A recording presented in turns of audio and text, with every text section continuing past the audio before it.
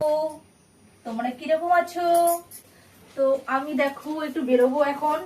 আর শাড়ি পরেছি। আগে বলো সবার আগে যে শাড়িটা কেমন লাগছে, পরাটা কি শাড়িটা পরে ভালো লাগছে তো?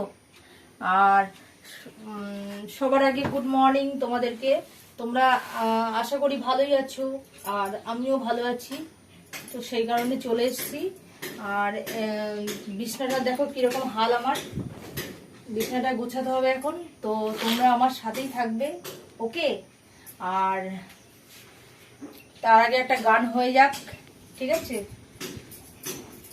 যা সजना तुमको भुला दिया, वादा किया हंसाने की मुझको रुला दिया, जा सजना तुमको भुला दिया।